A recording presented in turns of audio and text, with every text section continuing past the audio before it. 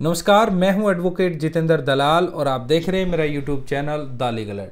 आज की वीडियो में बात करेंगे कि लोन लेने से पहले आपको या लोन लेते समय आपको किन बातों का ध्यान रखना चाहिए, ऐसा क्या काम आपको नहीं करना चाहिए जिसके बाद आपको कल को 100% आपको प्रॉब्लम फेस करनी पड़ेगी।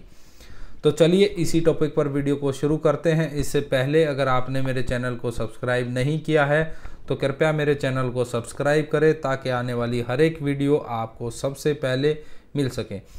देखिए, आज के टाइम में बहुत सारे ऐसे लोग हैं जिनको किसी न किसी प्रकार से लोन की आवश्यकता पड़ जाती है, यानी वो पर्सनल किसी काम के लिए या बिजनेस पर्पस के लिए या एजुकेशन के लिए उसको, या घर बनाने के लिए, घर खरीदने के लिए, किसी भी प्रकार से उसके लोन की आवश्यकता होती है तो वो लोन लेने के लिए जाते हैं।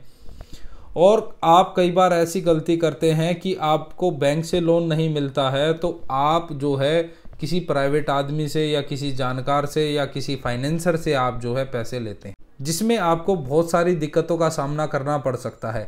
तो यहाँ पर अगर मैं सबसे पहले बात करूँ कि अगर आपको पैसों की आवश्यकता है और आप बैंक से लोन लेने जा रहे हैं तो वहाँ पर आप ध्यान दें कि कुछ ऐसे बैंक्स होते हैं जो आपसे अननेसेसरी डॉक्यूमेंट्स पर भी साइन कराते हैं।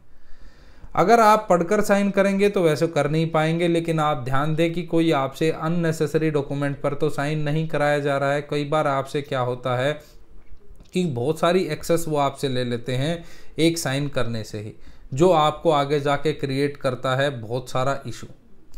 उसमें क्या होता है कि जब आप लोन लेते हैं तो वहाँ पर आपसे मैक्सिमम जो हैं वो ब्लैंक चेक आपसे साइन करके लिए जाते हैं। ये आप गलती ना करें। अगर आप किसी को ब्लैंक चेक दे रहे हैं तो बहुत ही बड़ी गलती फहमी है ये आपकी कि आप उसको ब्लैंक चेक दे रहे हैं।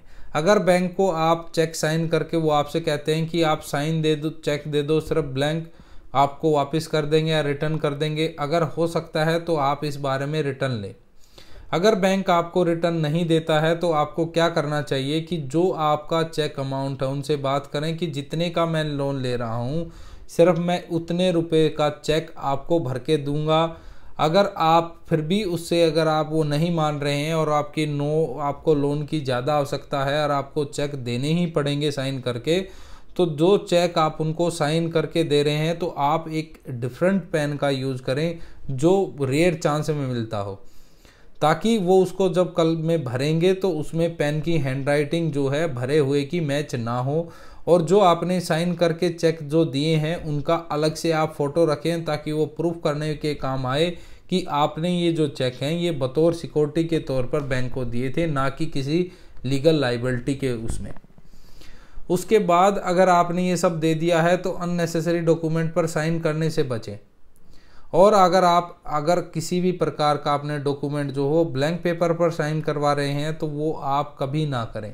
ऐसा लोन आपको बहुत ही आगे जाके प्रॉब्लम क्रिएट करेगा आपके अगेंस्ट। वो आपके जो चेक आपने दिया है, आप उसमें से अगर आपने 15 लाख का लोन दिया हुआ है और 15 लाख में से आपने 10 लाख भर भी दिए हैं और उसमें 5 लाख बचे हुए हैं और उस टाइम आपका बिजनेस ख़त्म हो जाता है, तो कई बार वो उस पर इतना हैवी इंटरेस्ट लगा के चेक भर के उसका मिसयूज़ करते हैं। आपको कोर्ट में जाना पड़ता है और जाने के बाद आपको वहाँ पर बहुत सारी प्रॉब्लम आ जाती हैं। जो भी चेक का केस डलता है उसका 20% आपको देना पड़ता है, 20% के बाद ही आगे आपका केस चलता है। तो ऐसे बहुत सारी समस्याएं आपको एकदम से आ जाएंगी जिसके आपके पास सॉल्यूशन बहुत मुश्किल से आपको मिलेगा। यहाँ पर आप क्या करते हैं, जब आपको बैंक से लोन नहीं मिलता है तो आप किसी प्राइवेट फाइनेंसर से या किसी अदर पर्सन से आप लोन वहाँ पर लेते हैं। तो वहाँ पर क्या होता है कि अक्सर मेरे पास जो केसेस भी आते हैं कि लोग जब लोन देते हैं कोई प्राइवेट आदमी आपको, तो आपसे डबल अमाउंट के चेक ले लेता है या आपसे ब्लैंक पेपर पर साइन करा लेते हैं, आपसे चेक भी ले लेते हैं, आपसे पर नोट भी भरवा लेते हैं और बहुत सारे ब्लैंक पेपर पर भी साइन कराते हैं, आपकी आईडी पे भी साइन कराते हैं। और जब आप उसकी जो ट्रांजैक्शन होती है मिनिमम जो होती हैं वो ऑनलाइन होती है और मैक्सिमम ट्रांजैक्शन जो हैं वो कैश में ट्रांजैक्शन होती है। आपसे जो इंटरेस्ट लेते हैं वो भी कैश में लेते हैं।